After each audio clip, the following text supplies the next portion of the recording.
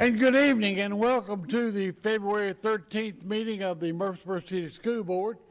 We are so thrilled to have a large audience with us tonight. Glad to have all of you here, and we welcome you and welcome those that are watching at home on television. At this time, I'm going to ask you to stand. We have 4 young people today to lead us in our pledge. Kayla Hamilton, a 5th grade student from Scales. Ruby Fournier, a kindergarten student from Scales. Alex Morgan, 3rd grade student from Scales. And Deora Webb, a 6th grade student from Discovery School. And now our pledge. I pledge allegiance to the flag of the United States of America and to the republic for which it stands, one nation, under God, indivisible, with liberty and justice for all. And now our moment of silence.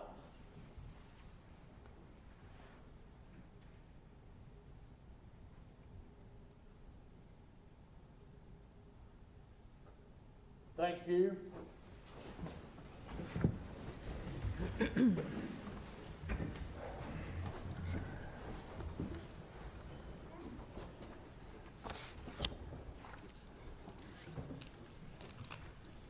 For those of you that are visiting with us tonight, thank you. We appreciate you being here. And let me just give a little bit word of caution. There's 3 or 4 of us are having a hard time getting into the internet tonight.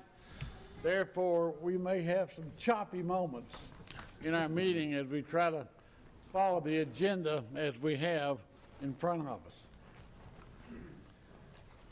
Members of the board, you have a copy of the agenda. It's been posted on the website. Do I have a motion to approve the agenda?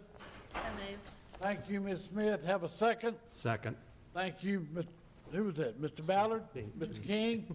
All right. Thank you, Mr. King. All in favor say aye. Aye. Any opposition?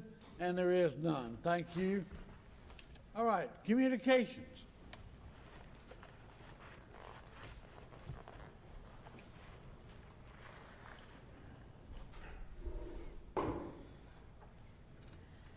Hello, board. Sorry, I was on the wrong side of the... There's a lot of people here.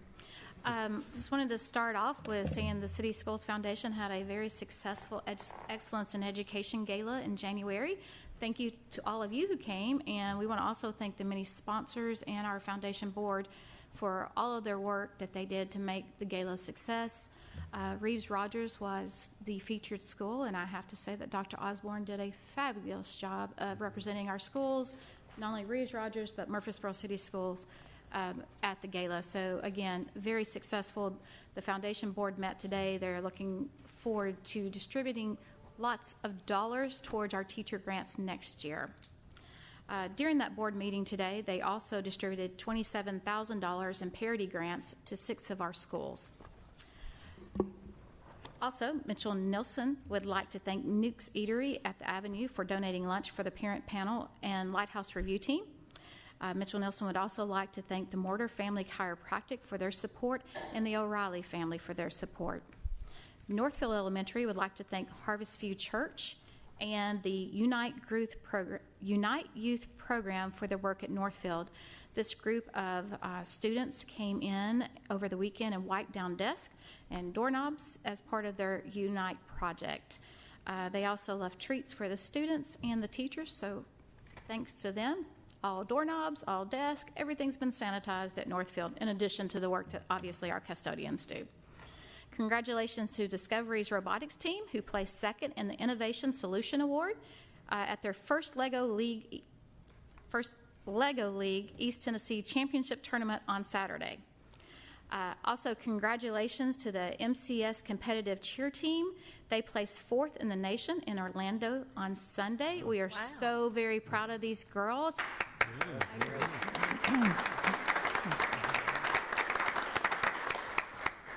These girls represented the district in a way that was just amazing. They have worked really hard along with their parents, their grandparents, their coaches, just an amazing young group of girls coming together. And I hope you were able to see them on Facebook. They kept a pretty good stream going on of what was happening, so that was nice to see. Also, congratulations to Mitchell Nielsen. They have achieved the Lighthouse status as the Leader in Me School. There are 3,160 Leader in Me schools in the world, and only 352 of them have made it to Lighthouse status, and this is about 10%. So, congratulations, Mitchell.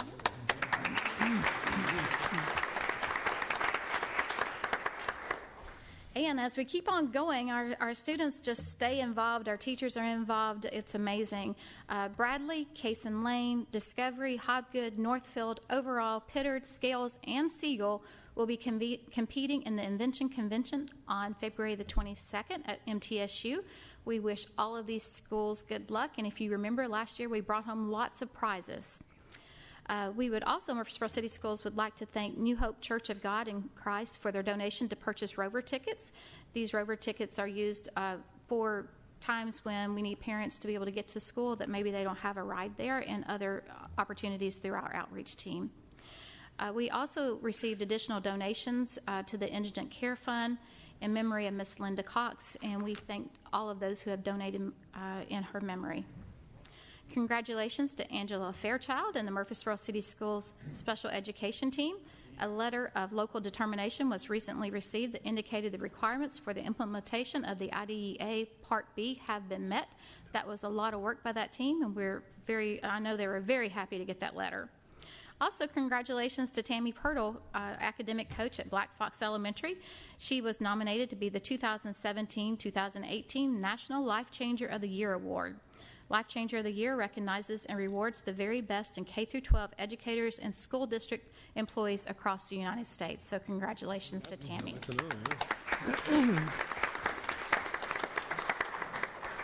We have a full crowd, and everything kind of below this point really is about the crowd that's in our audience. So I want to turn it over to Dr. Gilbert. Okay. We are going to talk tonight about two processes that really cross-pollinate each other in many ways. The first one is called RTI Squared and RTI Squared B.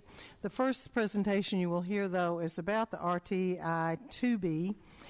It seems that those terms keep changing all the time, but one thing that doesn't change is the leader in this whole process, and that would be Kim Frank. So, Kim, I'm going to let you come and talk about what you did on February the 6th and 7th as far as the Partners in Education Conference, and also about the process here, if you don't mind. Good evening. Good evening. I didn't know I was going to talk about that part. Well, I can talk about that part. But what you need to know is that last week at the Partners in Education Conference, which is a statewide conference, Murfreesboro City Schools was very well represented. We provided 8 different sessions during the 2.5-day, 3.5-day conference. Amanda Adams and I provided 2. Our school psychologist, Tara Bowker and Jess Graham, provided 1. Our early childhood assessment team provided a session. And then I, as part of the Building Strong Brains initiative in the state, provided 3.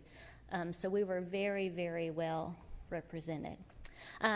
What I'm really excited about from the Partners in Education Conference is to let you know that Murfreesboro City Schools was also represented when they were recognized for their implementation of this multi-tiered system of intervention that I've talked to you about before.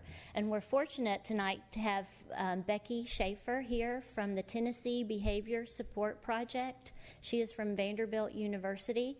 She is our district level coach from the Tennessee Behavior Support Project, and she's going to give you just a brief overview of what this RTI Square B is, and then she is going to recognize our schools who were also recognized last week statewide at the conference. So Becky Schaefer.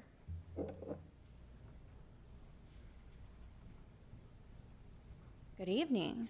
Good evening. I'm going to pull up a PowerPoint, hopefully. See if I can get the mouse out. There we go. All right.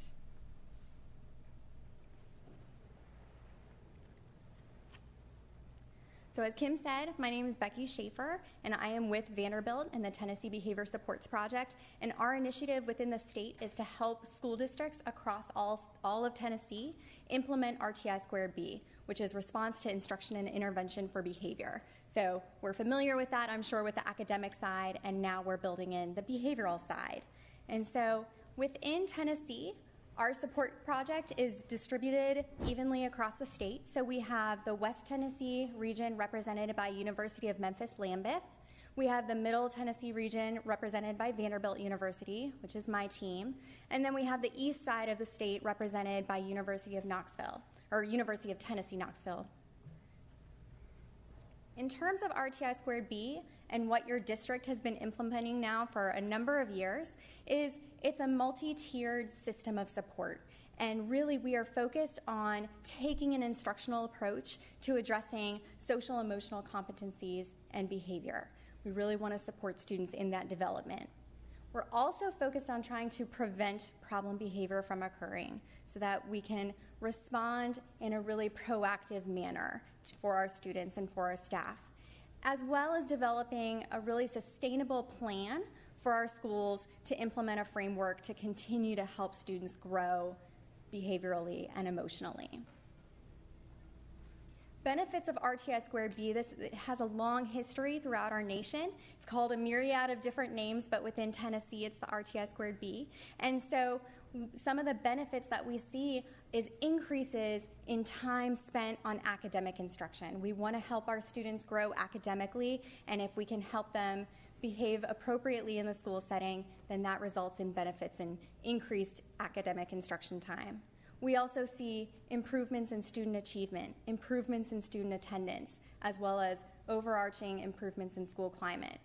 On the same token, we see decreases in problem behavior, decreases in office discipline referrals, suspensions, expulsions, decreases in bullying behavior, so that the benefits are numerous with a framework like this. This is what the multi-tiered system model looks like in our state. So you'll see we have our inverted triangle with Tier 1. All students are supported in Tier 1. We have many different preventative strategies that we put in place at the Tier 1 level. When students indicate that they need additional supports and they're not responding as positively to the Tier 1 supports that we would like to see, then we move them into Tier 2 supports. And within Tier 2, we're supporting some students in our school. We're not trying to do intensive behavioral supports at this time. We're still focused on prevention. We know that some of our students are still going to require additional supports beyond that. And so at that point, they move into Tier 3, and we're providing intensive, individualized instruction for behavior. So like I said, within Tier 1, this is aimed at prevention for all students. We anticipate approximately 80% of students to respond appropriately and positively to Tier 1 supports when a school is implementing with fidelity. For Tier 2, we're doing targeted group instruction. So we're not individualizing yet. We're working with groups of students to prevent problem behaviors and provide more instruction for them. And we anticipate about 5 to 10% of our student populations will require some additional Tier 2 supports. And for Tier 3, we anticipate approximately 3 to 5% of our students, again, when we're implementing with fidelity, to require Tier 3 supports. And those are our more intensive, individualized instructional opportunities and interventions. So that's a broad, very brief overview of RTI Squared B and what it looks like in our state. But what I'm most excited about, along with Kim, is that within our state, we have a system for recognizing schools who are doing exemplary jobs with implementing RTI Squared B. And your district has the most schools represented out of our entire state, which is a huge accomplishment.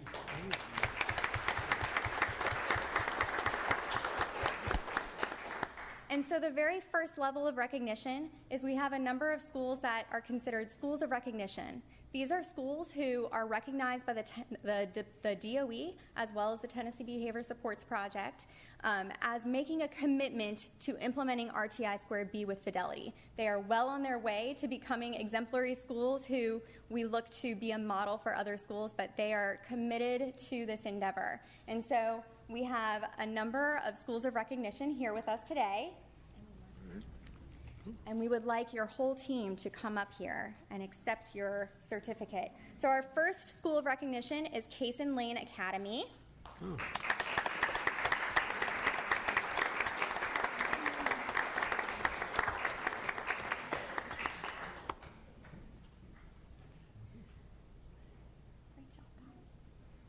Our second school of recognition is Hobgood Elementary.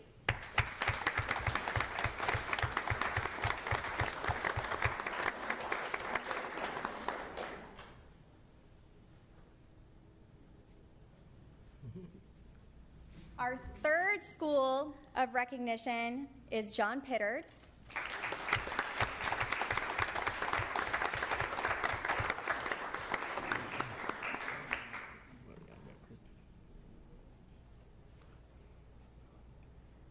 Our next school is Mitchell Nielsen. All right.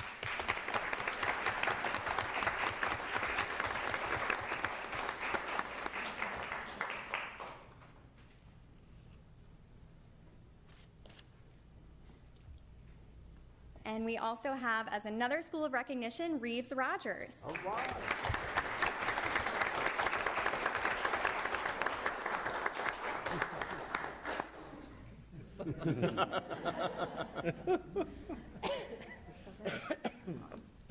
Silver. Okay, we have several schools that they received the silver level of recognition. So they are, our bronze level of recognition. So these are our bronze model of demonstration schools. And our model of demonstration schools have achieved fidelity in several of the different tiers, and I'll explain what that means, as well as have being recognized as being exemplars for other schools throughout the state to come and visit and learn from. So they're doing amazing, amazing things with RTI Squared B. So for bronze, our schools who have received this recognition are implementing with fidelity at the tier 1 level.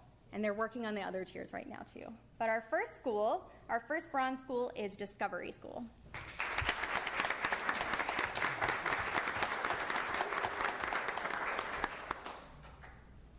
And our next one is Irma Siegel.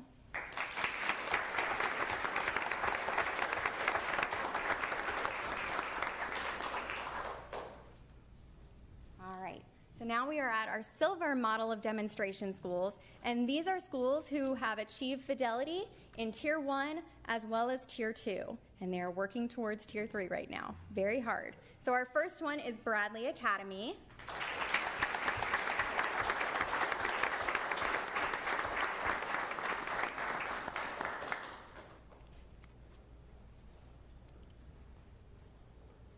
Our next silver level school is Northfield Elementary.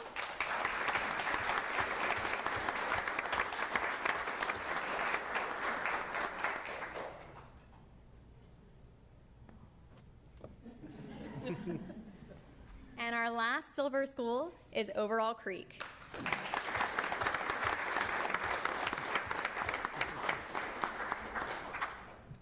Thank you all. Thank you.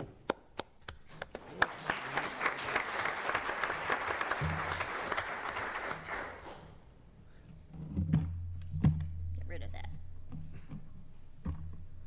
Tracy, you're next.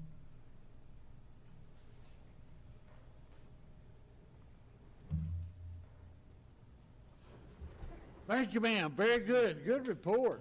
Man, live. That's great. Very good. Really want to thank Kim and also the counselors, administrators, and all the teachers, that are, particularly those that are on the behavior teams. I know the hard work that you've done to earn this, and certainly the benefit has been the children. So thank you all so much for that work. You've done great work. Our next part of RTI, except this is a different part of RTI, is RTI Squared. And for the past few months, the Tennessee Department of Education has been doing a qualitative study. They've been looking at how RTI Squared has affected the learning disability identification process. And they contacted us about talking with Scales. Angela Fairchild and Carissa Brooks were the leads on that, with Maria Johnson, of course, the principal at Scales. The report from the RTI Squared was put into a document called Assessing Progress 4 years of learnings from RTI Squared implementation in Tennessee. It was released on February the 5th at the Music City Center in part with the Partners in Education Conference. And so I'm going to ask Carissa and Maria to come up and talk a little bit about that report, if you would. Good evening. This made it a little easier. But it was a good week of district recognition for Murfreesboro City last week. Tuesday night, we attended a session that Dr. Gilbert mentioned, and they released the report assessing progress of RTI Squared. And the original RTI Squared is academic, so I guess we could call it A, behaviors B. But in general, it's that same triangle that Miss Becky from Vanderbilt showed, where we want to provide great academic instruction in Tier 1 for all students. For students who are struggling, they move to Tier 2 or Tier 3. So generally what that means is we have a screening for all students beginning in kindergarten.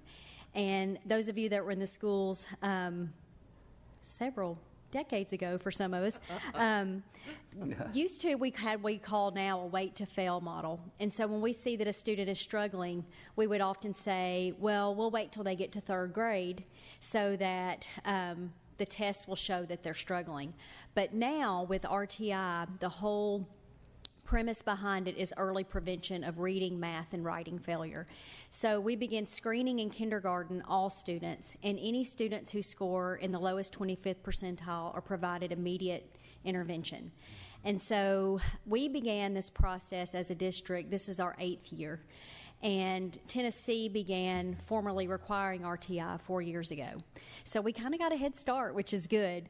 But it's a highly technical model that it takes years for the promise to show. In Tennessee, in this report, we've really seen a reduction in bias with less African Americans being identified as having learning disabilities with that early intervention. And so also the difference between males and females is starting to be reduced because there was an overrepresentation of boys, especially African American boys in special education.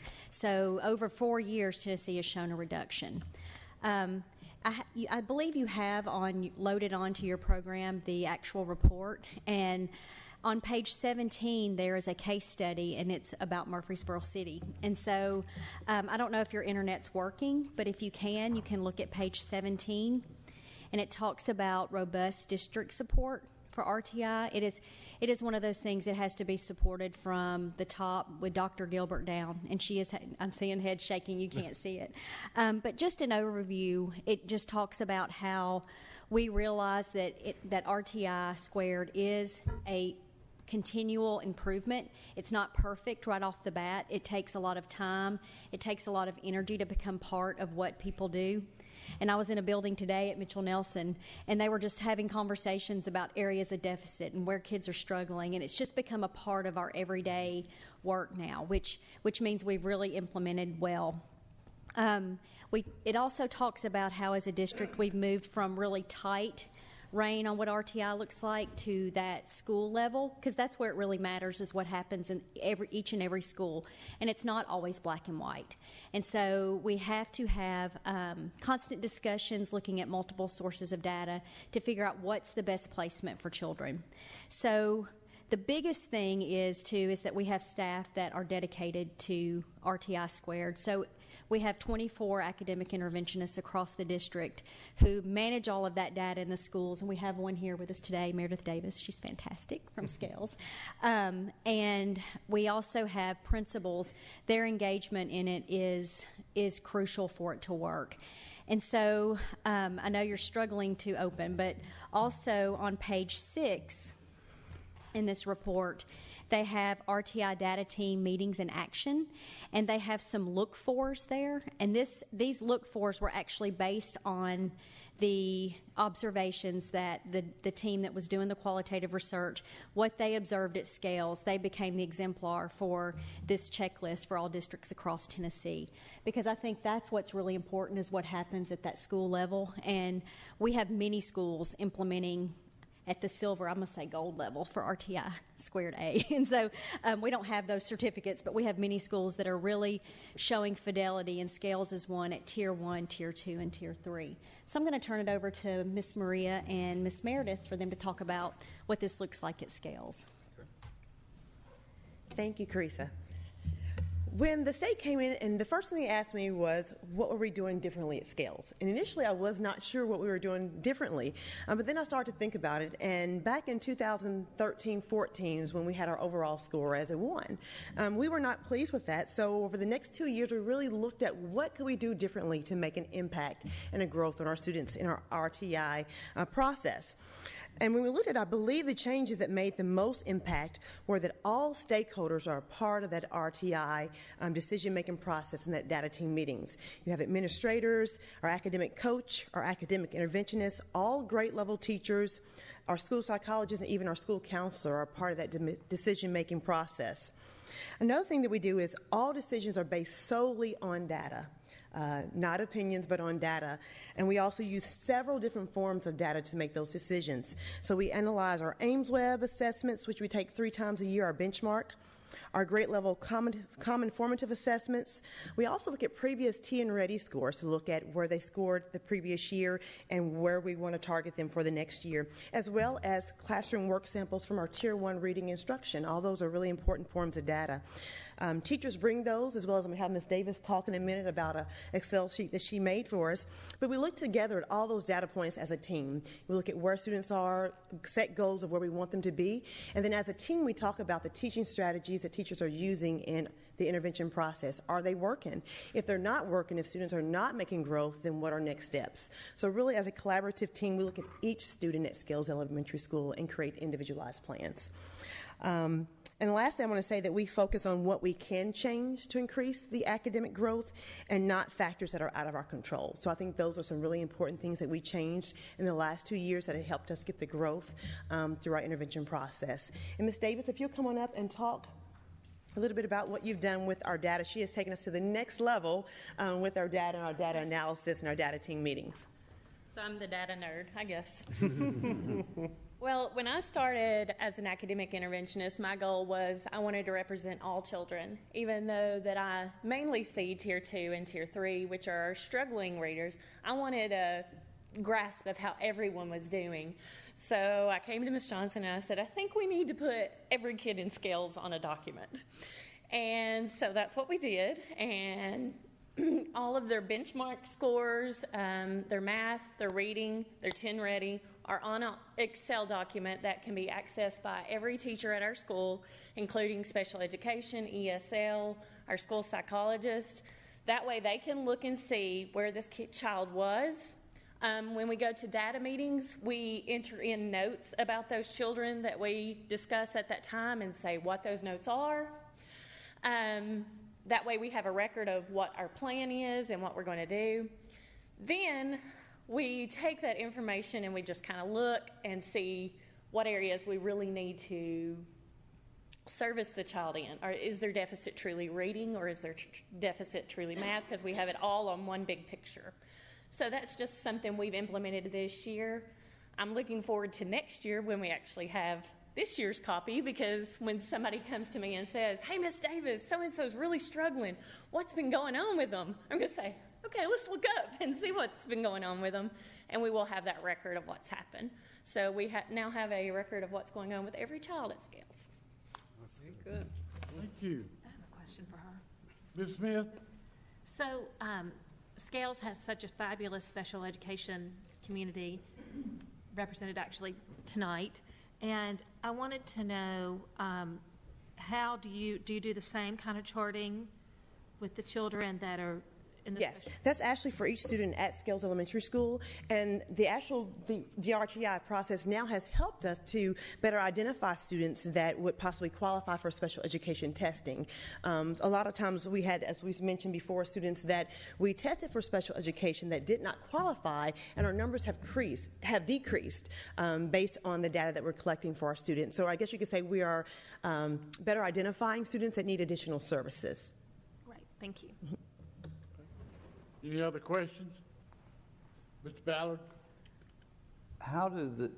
Is this part of the parent-teacher review, the RTI status of the program with each of the students? Where are the parents in this?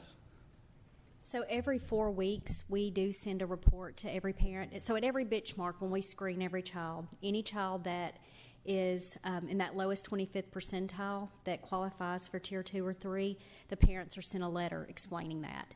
Okay. And then every 4 to 4.5 weeks, they receive a progress monitoring report. Okay, good, thank you. Mm-hmm. Any other questions? Mr. King? Just a simple question, and Dr. Gilbert, and I should know the answer, but I don't. What year did we start this? 2010. Okay. And the RTI squared B was this year, the school year or last year? No, we've been working on RTIB. Actually, the reason we started it is when we hired Carissa. She had actually come out of the Vanderbilt Reading Clinic. Okay. And the folks who did the research on RTI, she actually worked with that research. So she was aware of it before the state even decided to adopt it. So that's one reason we were able to get a heads up on it. RTIB, Joe, we've been working on that several years. Names, previously, it was CI3T, Right. which was with a different set of university backing.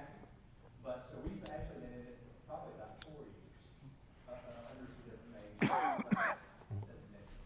We started out, as we said, these models look very similar if you think about it. What Kim said with all children on that Tier 1 and then Tier 2. And so the same process with the academic side of it too, so that you're really identifying. So we're getting all of those other variables out of the way, and we're really pinpointing those children that need the greatest help, whether it's behavior or whether it's academics. But that Tier 1 on both, whether it is behavior or whether it's academics, that is critical.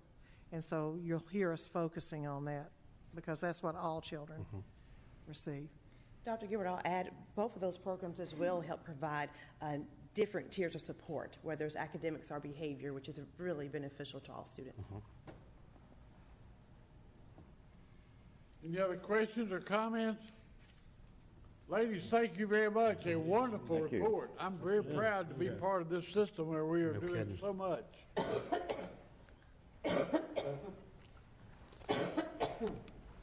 All right, consent items. So moved. Motion to approve consent items. Mr. Barrett made the motion to approve. Have a second. Second, Mr. Ballard. Any questions? All in favor say aye. Aye. Any opposition? And there is none. Thank you. All right. Action items. Board policy. Right. So your first board policy is a new policy. It is recommended by TSBA.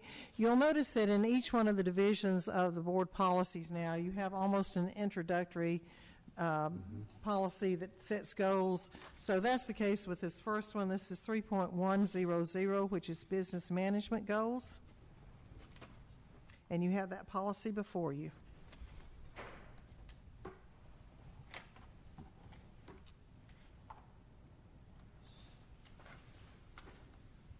We're going to do individual approval. We'll do each policy individually. Okay. All right, do we have a motion to approve policy 3.100? Then we'll have discussion if we have motion to approve. Or do you want discussion first? I have no questions, so I'm good to go. I think we got to Ms. Smith? I wanted to add, and I don't have it pulled up right now, but I wanted to add to use local vendors whenever possible as a line in there. Basically adding a bullet point 8. It could be incorporated in one. I couldn't quite figure it out, but yes, possibly a bullet point 8. And I'm going to defer any questions to Mr. Anderson on this one. Under state law, it's best price, and it's not just price, it can be best overall. And you cannot give a preference to a local supplier unless they are the best price, and not just price, but the best overall deal for the district. You can say that in the policy, just say we give preference to, but it's going to be the best overall quote. Mr. Settle? So that wouldn't necessarily prohibit that if you just say whenever possible, right? It's not. I know Kelly's not here. That's why it says whenever possible. Yeah, whenever possible. Yeah. That's why I said you can add that if you want. It's, the law is what it is, and we're going to do the best deal possible for the district. All right, so where would we add that as a number 8? I would say. Basically begin a line 13, if you will. Yeah. Yes. Okay, great. Say it again, Collier, please. And To we use want, local vendors whenever possible. Maybe even throw in some language per they meet all other Maybe feasible. requirements. That sounds nicer. Feasible. Yeah. Because I think feasible covers what Gary's talking about.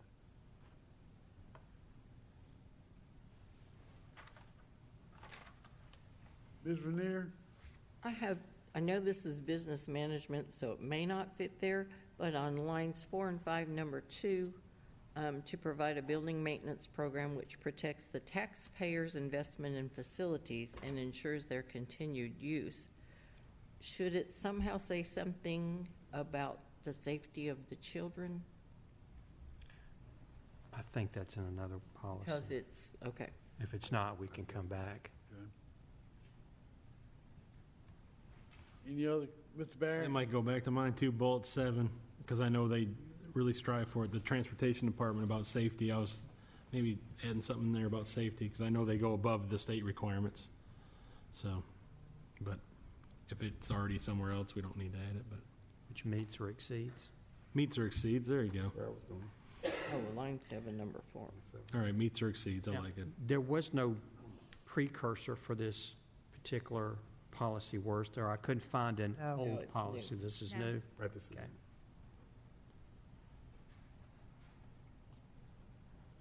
All right, so you want to add something in this policy that pertains to local vendors, and you also want to add something in this policy pertaining to safety of students, when we talk about in line number 4, student transportation. Yeah, meets or exceeds the state requirements on that line 7. Say that again? Meets or exceeds the state, because right now it just says we're going to meet the minimum requirements. I know we exceed them, so I'd like to let everybody know we're trying to exceed them. So meets or exceeds. Just adding or exceeds after meets. In that bullet 7.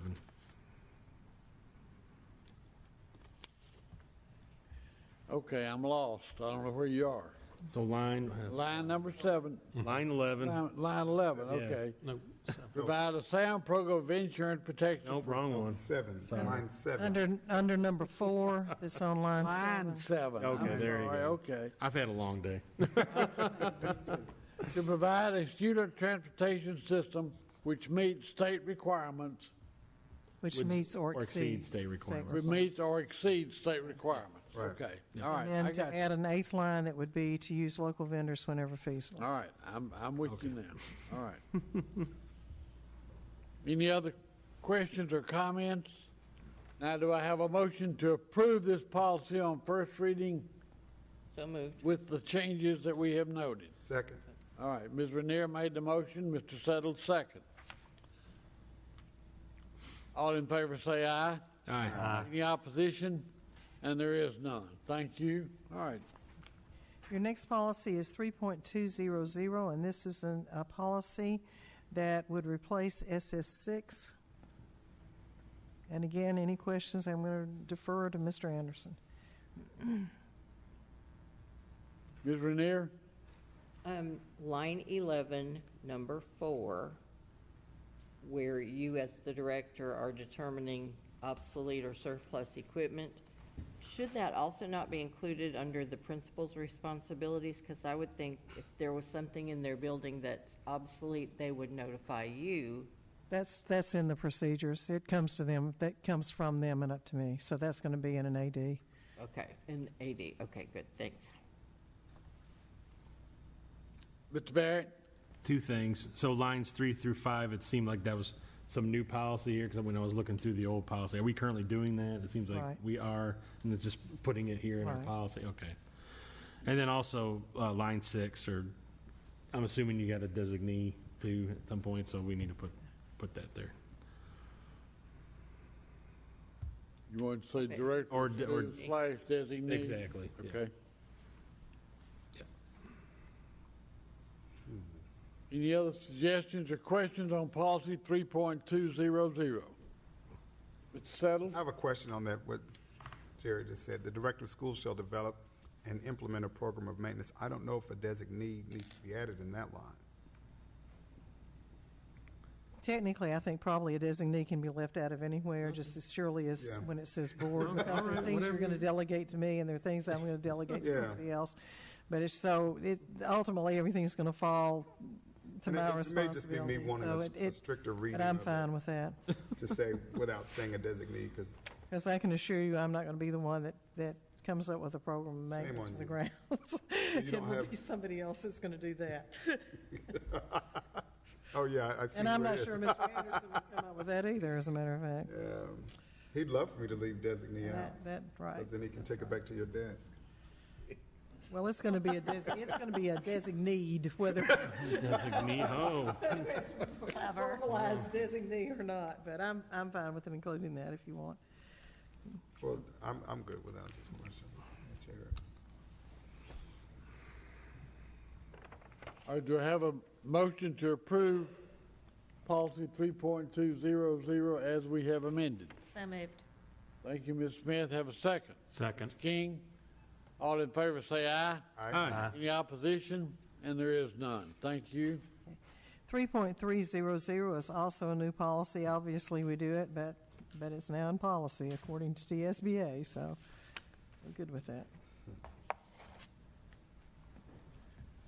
That was my question, so you answered it. Say it again. Say it again. I said that was my question, what she just said. We're already doing this, but we're just putting it in policy, so. I do have a motion to approve 3.300. So moved. Thank you, Mr. Settles. Have a second. Second. Thank you, Mr. Barrett. All in favor say aye. Aye. Any opposition? And there is none. Thank you. 6.100, this, very similar to the first policy that we had, would be pretty much an introductory policy into the sixth set of policies.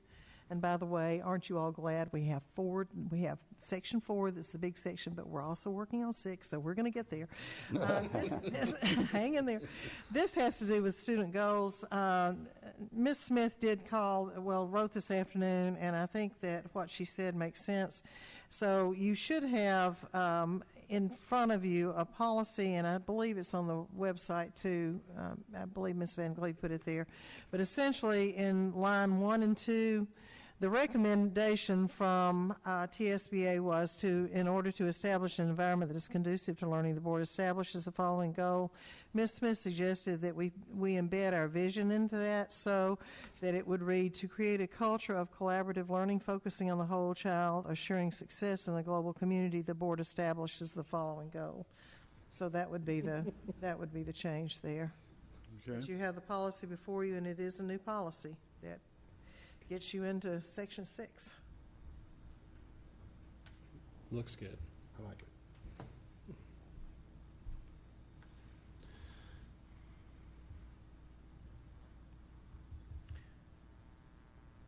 One Mr. question. King? Line 9, bullet point 5. I thought about adding the word consistent. To discipline students in a fair, consistent, and constructive manner. That what applies to one must apply to the other. I like that. That's what I mean by the word consistent. Or is my mind just going places? I don't know if what would y'all think about that? Because I can think, even as a parent, that some forms of discipline are more successful with some students and some or other ways work. Correct. So I don't know. I mean, I totally get your point. That's Yeah. why I kind of wanted to defer to our board chair and vice chair who spent their careers in the classroom in the schools. Well, I don't see anything wrong with to discipline students in a fair, consistent, and constructive manner, or putting the word consistent in there. You're going to have, every child is not going to be disciplined in the same way. Every administrator is not going to discipline in the same way, because so many times you have to know a lot about the circumstances before you can determine what you can do, will do, can't do, and that sort of thing. And you have to know about I may the child. misbehave for Ms. Maddox, and she may discipline me in one way, then Ms. Johnson may do me in a different way, because it depends on the circumstances that are going. I don't have a problem with the word consistent, but if you say that, I don't want us to limit what Principal A can do and what Principal B can do, because they both got to be the same, because it just doesn't work. You don't discipline your children the same way, and it's the same process. So I'm not too sure that the word consistent, I don't want to tie anybody's hands True. on how they're constructing, and even, like I said, even the same two students commit the same misbehavior act, but it may be a completely different story on each one of them. I don't know. Ms. Renier? Well, I agree. I understand where you're coming from, and we all would like to assume that the children are all being treated fairly, and if there's a offense of some type, that they will be encouraged and disciplined in a, I'm not sure constructive is the right word, but they're all these matters are taken care of. Not necessarily consistently, because I don't like the word to discipline consistently, because that's more the negative than the positive. I'm not sure I like that word. Mr. Settles, I saw you, and then Mr. Barrett. I've kind of seen a little bit of Mr. King's point. I guess looking at consistent not being necessarily the same, but on a regular or as needed basis consistently. Because we've got the word fair in there, which speaks to me that we're going to treat these children fairly. And consistently, I'm probably, because I'm marrying fair and consistent, we're consistently fair. This is the way I'm reading it. And it may just be because I'm reading it differently than everybody else, and I'm good with that. But fair, consistent, and constructive to me, I guess, probably because I'm putting fair and consistent together, it kind of speaks a little bit differently to me, in that we're going to be consistent in the fairness of the way that it's administered. That's my reading on it. It's probably not right, but hey. Could we change the word discipline to treat children or students in a fair and consistent, constructive, whatever you want to put? I just don't like the word discipline there. I don't know, but I think discipline has to be in there. I think discipline is fine. It's going to be needed. Okay. Mr. Barrett? You got to remember, these are goals, and goals are meant to be flexible. So if we put that word consistent in there, you lose that flexibility. So I'm not in favor of putting the word consistent in there. So. I have to agree. I can see some parent coming in and showing this policy. Okay. It could come back. I would take it up. Yeah, you would. I see So your point. I'm for not including the word consistent. But It could be too ambiguous. yeah. Well, Because I could see a parent saying, my child did this and got this much Right. punishment, but her child did the same thing and got this much punishment. And that's what I meant by consistent. but we could use the word fair as I well. don't think that I don't think the school can totally tell the parents exactly what the discipline action was. Yeah, but if this much punishment is all that's needed, or discipline versus this. But I mean, think that there could have been a discipline action taken that is not, that parents would not be aware of. So the consistency as an outsider eyes would be construed, you just wouldn't really know because you can't, I don't think you can, am I right? You can't tell what the discipline was. Except parents are going to talk to each other. Right, like. No, you cannot. Right, so a parent may think that that things were inconsistent, but really they weren't because they just aren't seeing what happened to the other child. Gotcha. Or, Right. I guess devil's advocate again, if it's consistent with the policy or whatever the handbook says. I think just an immediate case that I can think of would be when we have, for example, a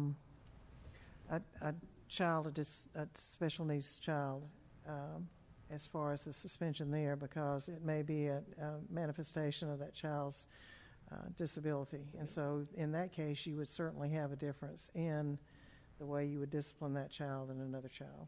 To the outside world, you would appear to not be consistent. And there have been many times when I've said, I'm sorry, I will not discuss this child with you because of that. So there are laws and there are rules and there are regulations that are there to protect children that may be, to the outside world, may look inconsistent or may look unfair or may so that's... But then in reality, you've got the special needs child and the child that is not special needs. You have treated them both fairly. That's right. In their punishment. Right. But they're not consistent because it may not be the same thing. And you're going back to bullet number 2, you're protecting the rights of those children. Yeah. So is that okay? Yes, I just wanted to discuss it. Good. It's good discussion. It was a good discussion. All right. Do I have a motion to approve policy 6.100 as written? So moved. Thank Second. you, Mr. Barrett. Have a second. Second. Thank you, Mr. Suttles. All in favor say aye. Aye. Any opposition? And there is none. Thank you. 6.308 is actually the old policy, SS8, but we just have a new number on it. That's as simple as I make it. It was the same, yeah, it was exactly. That's pretty good.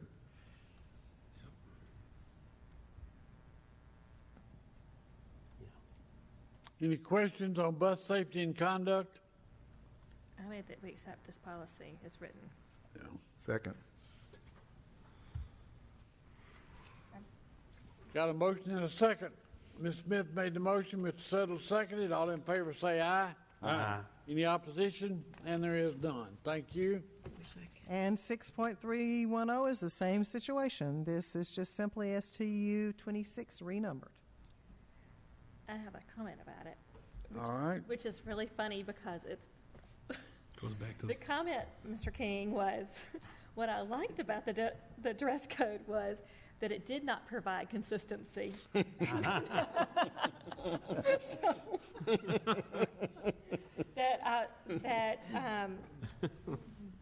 that the principals know what's good for their students. Yeah.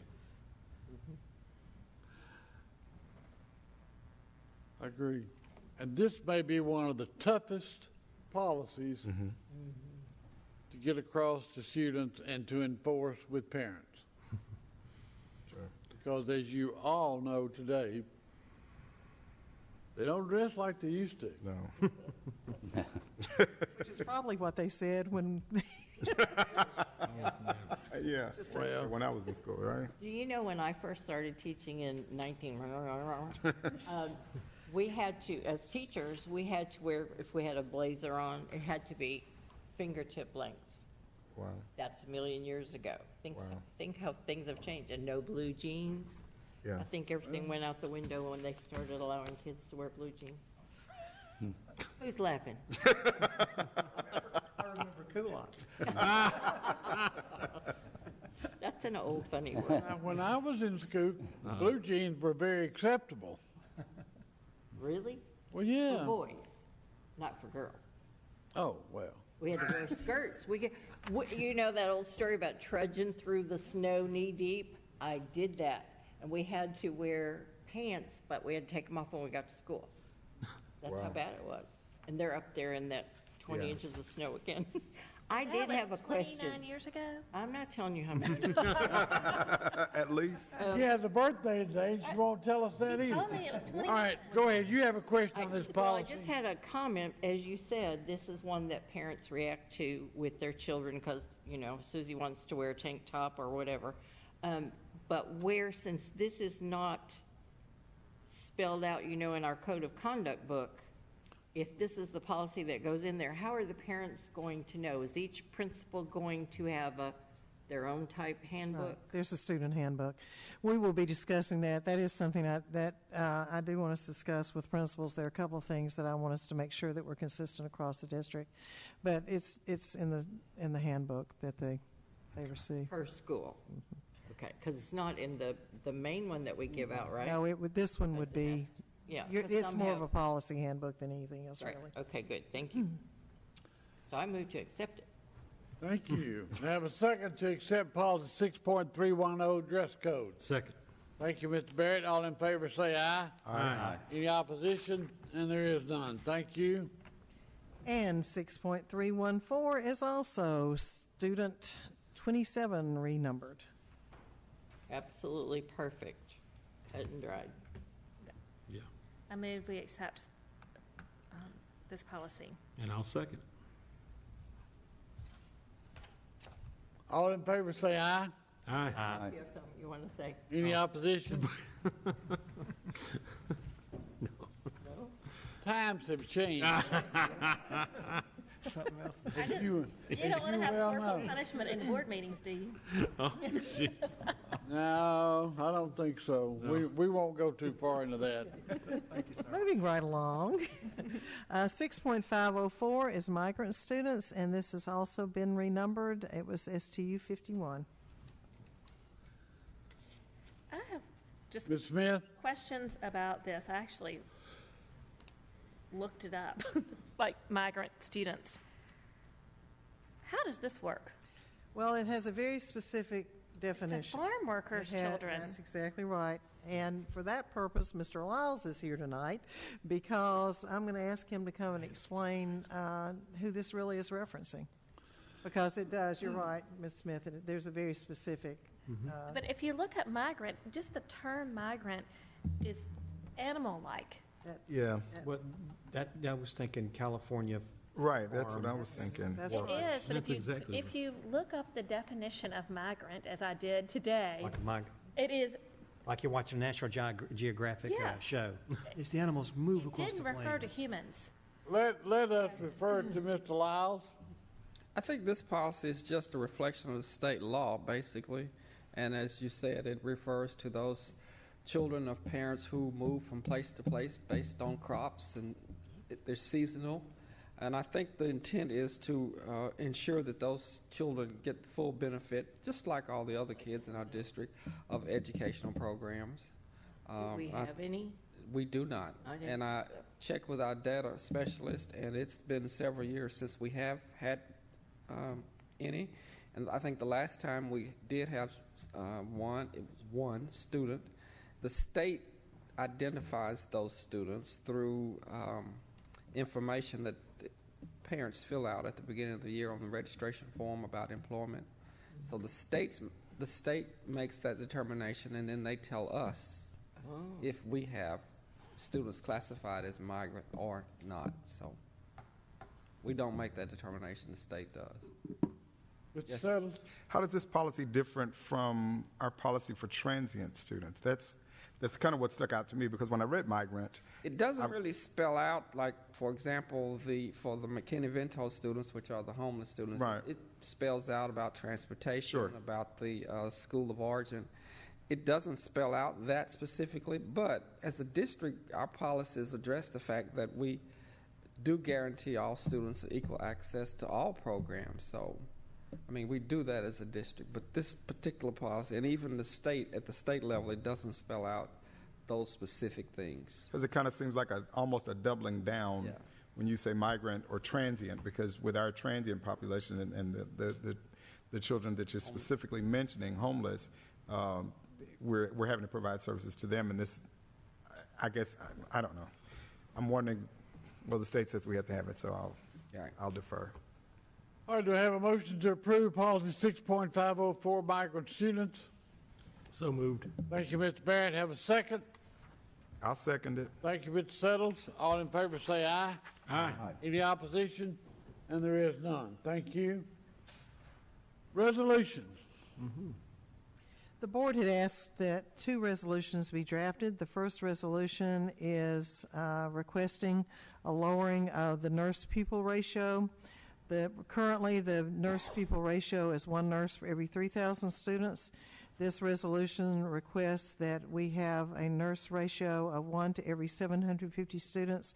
There are 2 House bills, House Bill 503 and Senate Bill 534, that would support this, and so this is a resolution by the board to support that. Indeed, we do have the nurse-pupil ratio lowered because we know that there are students that are going to have a nurse present.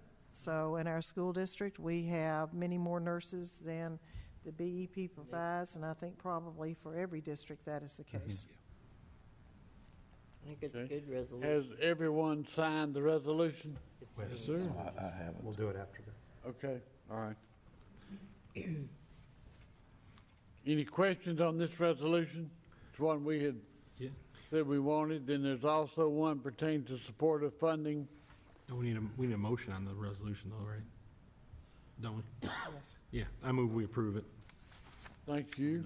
I thought we had already, we just approved the writing of it, didn't we? Okay. Yeah. Have a motion to approve and by Mr. Barrett, and second by Ms. Smith, to approve the resolution in support of lowering the nurse-pupil ratio. All in favor say aye. Aye. Any opposition? And there is none. Thank you. The second resolution that you requested has to do actually with something you heard about earlier this evening, which is the RTI squared position. As you know, the state has implemented RTI squared, which is a tiered model of academic achievement and identifying students who are struggling with specific learning deficits, but there is no funding currently for those positions. I believe we have 24, I've forgotten what Carissa said, at least 24. But this is a resolution in favor of adjusting the BEP formula to include funding for the RTI positions in each school. There are 2 bills that are in favor of doing that, House Bill 501 and Senate Bill 481. So this is a request that there is funding provided for those RTI squared positions. All right, any question or comment? Ms. Smith?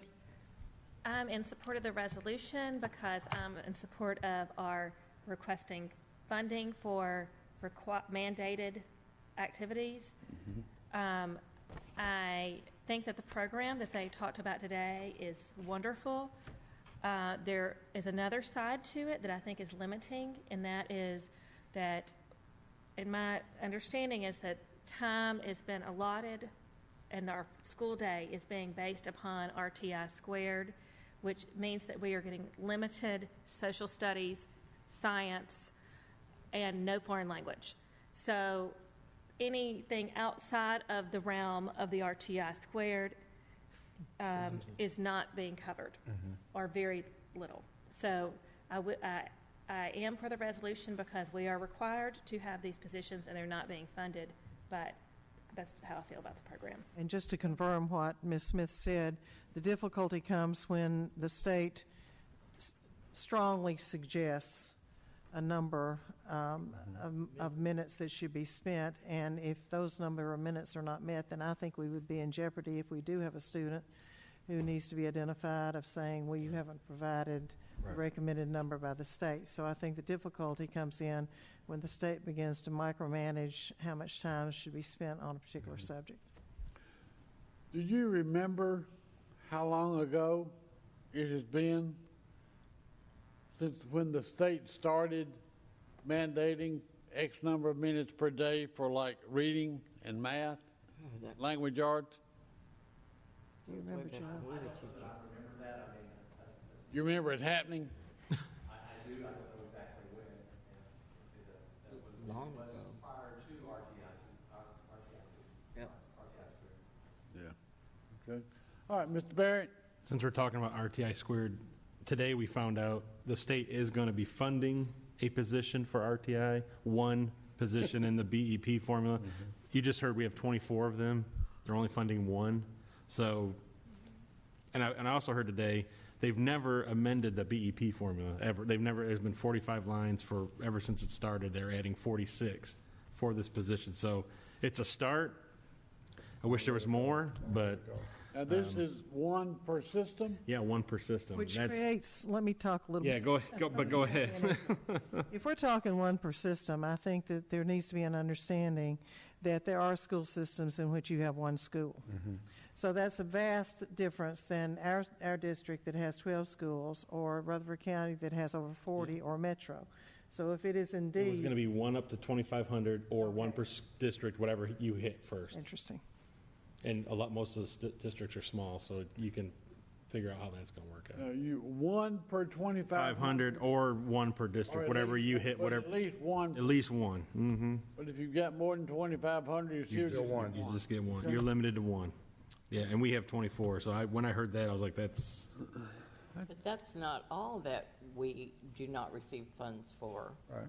Title positions are paying for some. Yeah. So, yeah, it gets into a lot of money. All right, do we have? Right? Yeah. I'm Anyway. sorry. Do we have a motion to approve the resolution? So moved. Thank you, Mr. Barrett. Have a second. Second. Thank you, Ms. Renier. All in favor, say aye. Aye. Any opposition? And there is none. Thank you. Thank And you, Board, for your being comments proactive. too, Ms. Smith. That's very well taken. All right. Let's see. Reports and information. Mr. Anderson? First one's your enrollment report. It's for the fifth period, which ended January 30th. This has been probably the lowest average attendance percentage of 94%, which is still very good, but it was the flu obviously started to hit our schools pretty hard, and it's still making its rounds through the district now. But our pupil-teacher ratio for K3 was at 19.22. For 4 through 6, 20.82. Our average is 19.83, and we've grown 231 students since the end of last year. So that's all good things. We did achieve the state's minimum for getting growth funds, so we will be receiving growth funds this year, which will help eat into the number that I mentioned last time, that we were behind on cash because the state makes you fund everything up front before they pay. So this is going to help us get caught up.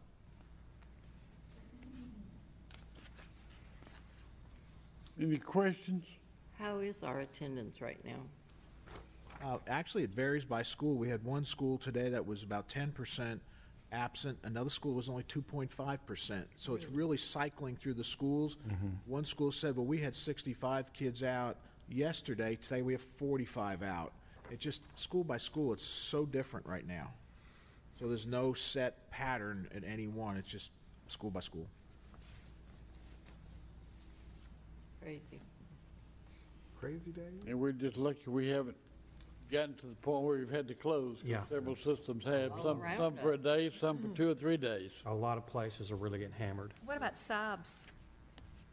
Have we had a problem getting subs in for the teachers, or?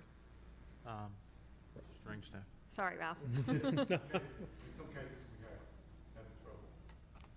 So then what? Yeah. Yeah, okay. Okay. All right. Any other reports, Mr. Anderson? No, sir, it's the only one we have tonight. All right. I really do miss my computer screen. I know. You can have mine. Well, I had notes written on my other one. Me too. All right, other business. I think we do want to hear a report from our 3 amigos who attended the meeting last night and today with the legislators on the Hill. Well, I'll go ahead and start. I was able to attend last night. They had a nice overview, TSBA did, of upcoming legislative agenda. They handed out their agenda. They went over the budget. They handed out all the bills they support, all the bills they oppose, and I shared a couple copies with you. I was able to grab a couple copies. And then, so I went over those. And a couple of the ones I just wanted to highlight that I saw that would be, I think, beneficial for us was the Senate Bill 1898 and House Bill 1534, and I gave a copy to Ms. Smith over here, but it's, can I borrow it? You don't have memorized? Which no, I don't have it. I'm not that good. All right, so it revises provisions governing the percentage of student achievement test scores that's applied to a student's final grade in certain subjects. So it's essentially applying to TN Ready, the percentage that we're allowed to do. And we've always had the discussion here, we'd like to see it 0. Well, this bill would allow us to do that for grades 3 through 5. So it would give us the flexibility to make that percentage either 0 to 25%. I'm sorry, which bill is that? House Bill 1534 and Senate Bill 1898. It's on the second page. Flip it over. Look, there you go. It's right there. 0 to 25%, correct? Yes. And then for grades 6 through 8, the percentage would be within a 10 to 25% range. So they're still making it count, but that's 6th grade. You know, 3rd through 5th grade, that should not be a percentage of their. I'm in the position that should not be a percentage of their grade. You know, they should be graded on what they're doing in school. So this is a bill I think we could get behind as a board. In fact, I had a meeting with Mike Sparks, the Representative Mike Sparks today, and I mentioned this bill to him after I found out about it last night. And after a long discussion about other things, I kept reminding him of this bill. Hey, Jared, I'm gonna become a prime sponsor. He took out the sheet of paper, signed it. He gave it to me. I took it down to the chairman of that's sponsoring this, and he became a prime sponsor of this bill. So when you see Representative Sparks, please thank him for that. I know we've clashed with him on a couple of issues, and we talked about that. But on this, he stepped up and he helped support it. So I thanked him for that, and I encourage you. And I'd like to get some of our other legislators on board with this, because this is an issue we've always talked about, and this is something that we could get behind. So that's one. That was one bill. This is which House bill? House Bill 1534. All right. Right down there. You go. Okay. And we want to thank Sparks. Yes, because like I said, he became a prime. He did it right on the spot, which I was really thankful for. The RTI, of course, came up, and of course that's going to come out in the BEP formula, not in this specific bill. I didn't hear anything about the nurse funding. Unfortunately, I don't know if that's just going to be a non-starter, but the governor didn't include any funding in his budget, and I don't know if the will is there in the legislature to push that or not. But you know, I think our resolution could help that, but we'll see how that goes. There's still a couple bills affecting charters that really doesn't apply to us, and you know, the voucher bill is non-existent. So that was good to hear. You know, RTI was still there was one bill about RTI that would allow LEA school districts to submit their own individual plans rather than rely on the state. And that was, I guess that's to allow them to have flexibility. So I saw that and figured I'd share that. But you can go through the list. I'm not going to, it's a long list. And if you got any questions, please see me, and I'll be happy to talk to you about it. There's a opposed list, and there's not many of them, not as much as there used to be, just one page. And I'm not going to get into any of those at all. I mean, the only one that may be an issue is this, the IEP. They're trying to expand it to include gifted students that are on an IEP. I thought it already did. Okay. What that is the, if I'm not mistaken, that if you remember, there was a voucher bill, basically a voucher bill for special education students, and that's called your IEP. So that's interesting. It's a backdoor, and right now, that's interesting. What I found out, there's only 14 criteria under the current bill. They want to blow that up and open it up for gifted. That opens it up exactly where vouchers, everybody's scared. And that's what. So we need to be following that bill. We need to be paying attention to that. Right now, there's only 80 kids taking event, which I think we have one in our district. Ms. Maddox, we need to follow that bill. Did the you, next one. did you One- give us the bill? Joe, number? 1 or no? Oh, 0 now? Okay. 0. So we have 0 doing IEP in our district. Did you under give this us plan. the number, the bill number? Yeah, it's Senate Bill 2610, House Bill 2474. On the opposed list. It's on the opposed list, very bottom of the opposed list. So that's one we need to keep an eye on. And So- you don't think there's any other place that they're going to sneak in charters or vouchers? This, if they're going to do it, this They'll be is there. where they're trying to do And it. here's probably your argument for that. Tennessee is one of the states, or one of the few states, maybe the only state, that recognizes where giftedness is considered to be a disability. And that's- So that would be their argument for doing that. And that's what they said during the meeting today was, we're one of the few states that, like she just said, so. Okay. Mr. Settles? Jared got it. No. No. I will say that we have some other support. I was there with the school board as well as another group, and I was happy to hear that our educational goals are being spoken by others besides just us. And that was encouraging. We had a very long and productive meeting, I think, with Representative Sparks. We also met with Representative White, Don White. So we were able to meet with them. It was good. She did remind me that she was a teacher at some point. Here. Yes. Yeah. Black Fox. Black Fox. Yeah, Black Fox. Yeah, so that was good. It was Ballard? Yeah, Mr. Settles and I were with Ms. White and Mr. Sparks, and I met with Representative Rudd, which was a good meeting. We had a lot of discussion. He's in support of several of the things that were on the support list. In fact, one of the things that he put in front of us is that I had just found out through the newspaper that there was a bill, House Bill 2264, that he is going to sponsor with Mr. I guess Representative Lamberth of Wilson County, or Frank, and I'm looking to you because this is a bill that says that 2% of the sales tax from the district can be returned back to the schools for capital improvements. Either, let's see, what do they call this bill? It's called the Education Capital Investment Act. It says up to $7 million can be distributed back to the districts.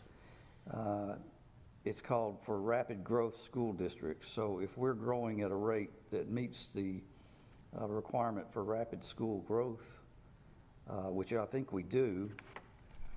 Let's see if that's defined in here. We qualify to get that money. I know that it was introduced in Wilson County because of the growth and need there. And, growth of 250 students per year. So we're right at the cusp of that. So we need to pursue that and follow. I don't know if any of you have heard of this or seen this, but it's new, and so he's a strong supporter, and he's signed up for that, and he thinks that Rutherford County and Murfreesboro, he wants to support us with that. And I did another takeaway I got from David and I sat in on the House Education Administration and Planning Committee meeting, and what was interesting there was there were proposals for new policies, which we're going through policies all the time. And so there was one talked about for water testing, a state policy to trickle down, no pun intended, but to come down to the local level for water testing. And also then one, it wouldn't really affect us, but another policy about making it a misdemeanor for altered transcripts. I guess that's a higher problem. education. Yeah, so anyway, the point of that whole thing is that one of the other people on the committee, one of the representatives on the committee, spoke up and asked the proponent of the transcript issue, how many policies are we going to have and develop, is the state going to have and develop and pass along to the local districts? Says, to quote him, he says, we're going to policy these people to death. And I wasn't allowed to applaud at that point. But so there's really some pushback on too many policies being developed, especially when they're redundant to what's already exists at the local level. I don't know if we have water testing I'm sure it's something that you're looking into if we don't have it already. Very. But why do we need a state policy for that? We did water testing a little over a year ago at every one of our schools with Murfreesboro Water, lead content. We're finding that law is going to be on schools built, I forgot what year it was, before 1986. Was it something 80? like that. Was it? I think it was 86. It may have been 83. 86, and we would have 1, 2, 3, 4, 5, 6 of our schools were built before 1986. But would you talk about, and I don't know what the current bill, but the bill last year, what that would look like in implementation? Sure. What they're saying is you have to go and run that water for a certain period of time on every faucet, which would require massive amounts of people and time to do that, not to mention the water bill and the sewer bill that's attached to it. They really need to rethink that particular bill. As they say, it has no fiscal impact or limited fiscal impact on the state. Yeah. It has tremendous impact on the schools. Right. So that was just to take away someone's looking out for us as far as policies, getting rained down on all the policies. And I did have feedback from Representative Sparks and Representative Rudd. I didn't ask the others, but the MEA forum Thursday night, they're planning to attend, so maybe there'll be a good turnout for that. I also want to add, Senator Ketron is on a number of these bills that the TSBA is supporting, so make sure to thank him on that as well. So, and he's, getting up. And I do want to say on the water testing bill that we listened in on, and it did make it out of committee. And part of the hesitation was like what Mr. Anderson was saying, cost effectiveness, and is it necessary? There's some back and forth about it because they want it to be tested, and if there's nothing, they still want the report. And I think what the state may be looking at is overprotecting and making sure that if anything ever happens, that we have all of these reports and statistics to say we've done our best. I think it's kind of one of those worrying about over litigation type deal with our water. Covering your bases. Yes, sir. Well, that's a good way to put it. That's all. It was a good Okay, day. thank you, gentlemen. Appreciate it. We had a very good much. time together. We got Yeah, to see we the did. basement of Cordell Hall. Yes. The new building, by the way, is great. Beautiful. They have a nice new. But you didn't get in trouble, and No, you we didn't- sure didn't. Nobody asked for bond money. So. And David got to see Reverend Jackson. Jesse Jackson. Jesse Yeah. Jackson. I did. I actually did. Yeah. Oh, he was It's there? very- Yeah. Why he was there, I cannot tell you. But he was. Okay. He was at the Why Cordell didn't you Hall invite building. him to our meeting tonight? Well, he was busy. He was busy. He seemed to be very busy. And he was headed to his vehicle, and I stopped him. Then I had to apologize because after I stopped him and took pictures, then everybody started else. rushing. Did you have your picture made with him? I did. Yeah. I'm going to show it at the right time. You remember that bond money I was going to need? No. Okay, all right. Well, thank you, gentlemen, very much. Anything else? I have a question. Did you have your meeting with, who's it at City Hall, and what can you say transpired? I think they're looking at 2 pieces of property. I think is what we can say about that. I know that the council last Friday had a meeting all day, so we will follow up this week and ask where we are with that. But there were 2 pieces of property, one in particular that we liked. And so I'm hoping. Those that we saw when we did our bus tour? One was and one was not. Was not. And how close is that to our deadline? Oh, way beyond. I know we're beyond it, but we had a drop dead date, so we're getting really close to Well, that. we need it. That's what I'm saying. We need to decide. We need to just, Well, we put not you that on the I'm not spot, trying to put Shacklet, or Mr. Shacklet on the spot, but We did not finish our agenda at our workshop, but it was in our packets of information. I'm almost sure. So we have another workshop, I think it's in a week or 2, so we'll probably be addressed in our workshop, so. But there's nothing been formally presented to council yet. Speaking of their workshops, should we be thinking about when we're going to start budget sessions? Dates for that? Because I know it surrounds spring break and all that. Gary, we can get that out to them, can't we, and look at least a couple of dates? Yes, Think ma'am. Gary sent us a little bit of a preliminary thing. I gave you all the area of which to have them Right, set up which in. to It's just have it. choosing the date within that area. Like a 2-week period or 10-day period, wasn't it? Yeah.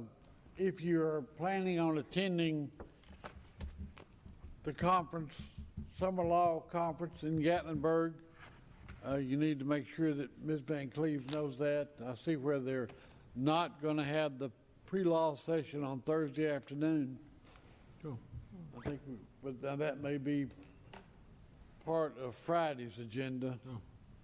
Because we kind of had that again on Friday, even after we had it on Thursday, didn't we? In Yes. years past. But I see where they're not going to have that this year.